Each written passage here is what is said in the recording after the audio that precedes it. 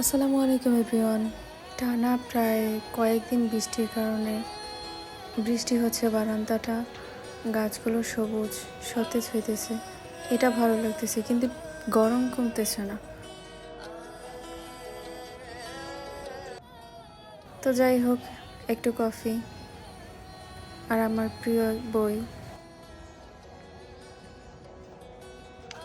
এই বইটা পড়ার বেশ অনেক দিনের ইচ্ছে ছিল। তো ফাইনালি শুরু করলাম, দেখি কতদিনে শেষ করতে পারি। আপনারা কে কে আর রাহিকুল মাকতুম বইটা পড়েছেন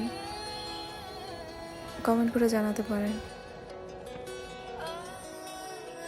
ঈদের পরে বাবার বাড়ি যাওয়ার কথা আছে, তো ভাবলাম একটু কিছু জামা বানিয়ে নিই, যেহেতু আমি নিজেই পারি, তাই একটা ড্রেস বানালাম।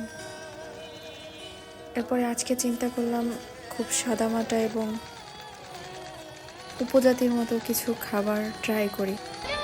আমি প্রায় দেখি উপজাতিরা, ওরা হচ্ছে নাপ্পি বা শুটকির ভর্তা দিয়ে, মানে ঝাল ঝাল করে, তারপরে সেদ্ধ সবজি হোক বা সেদ্ধ শাক হোক, এগুলো দিয়ে ভাত খায়।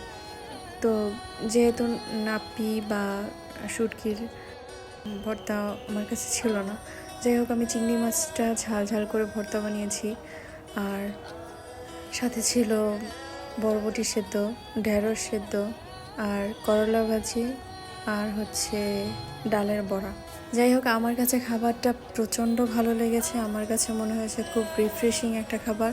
আমি জানি সবার কাছে ভালো লাগবে না, কিন্তু আমার কাছে বেশ ভালো লেগেছে। সেদ্ধ সবজি খাবারটা ট্রাই করব।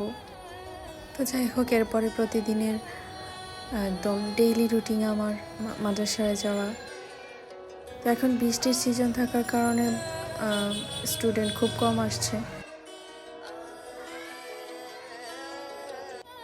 একদিকে স্টুডেন্ট কম আসছে, পড়ার চাপ কম, একদিকে ভালো লাগছে, অন্যদিকে আবার সময় কাটতেছে না অল্প স্টুডেন্ট থাকার কারণে।